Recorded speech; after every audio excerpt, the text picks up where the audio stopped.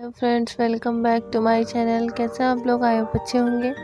Friends, मेरा नाम है ज़ोहरा कनीज़ और मैं कुशीनगर से बिलोंग करती हूँ। तो आज रात के बज रहे थे 10:30। तो मेरा मन किया चलो, सुबह से मैं पढ़ी नहीं थी क्योंकि मैं हॉस्पिटल गई हुई थी।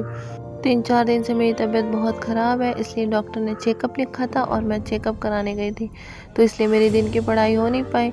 तो रात में सोई थी, थोड़ी सी तबीयत सही हुई तो मैंने सोचा चलो आज पूरी रात पढ़ेंगे। खुद को चैलेंज दिया कि आज मैं पूरी रात पढ़ूंगी। फिर मैंने अपना टेबल वेबल सही रखा, सही किया। फिर उसके बाद से अपने लिए गर्म पानी लाया और अपने बिस्तर को सही किया। और ये जो मेरे पास रखा है बुक, वो हमेशा मेरे पास रहता है। तो फिर सब सही किया बेड वेड।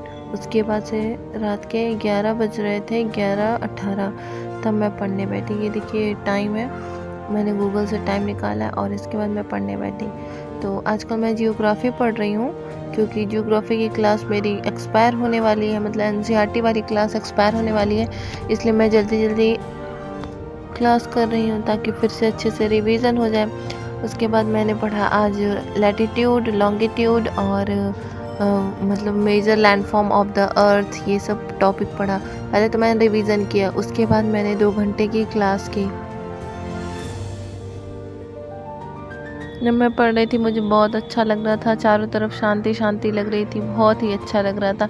आप भी ऐसे रात को पढ़ा करिए, बहुत ही सुकून मिलता है और अच्छे से रिवीजन भी हो जाती है।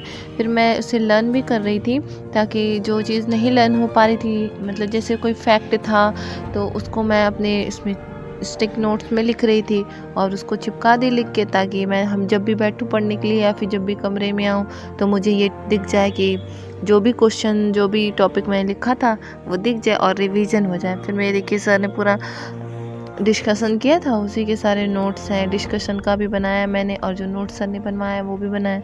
फिर रात के बज गए 1:30। उसके बाद से मैं थोड़ा, मेरी तबीयत थोड़ी थोड़ी अजीब होने लगी थी। फिर मैंने पानी रखा था और पानी पिया। पानी पीने के बाद थोड़ा सा आराम मिला।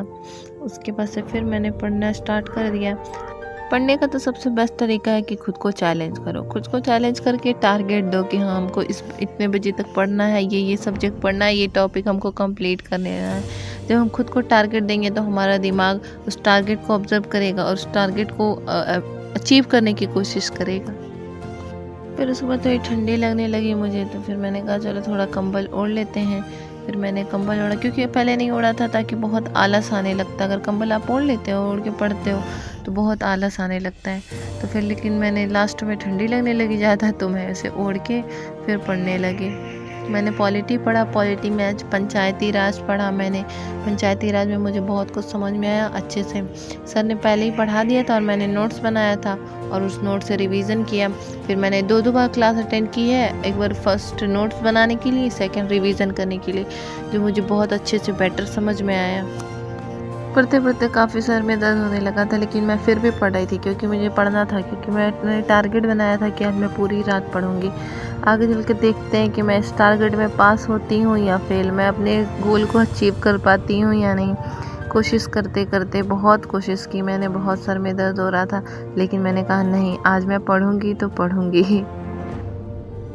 आखिरकार मैंने रात के 2:30 बजे तक कॉन्टीन्यूसली अपनी पढ़ाई की, बिना बीच में ब्रेक लिए। मैंने कॉन्टीन्यूसली इतने ओवर की पढ़ाई की।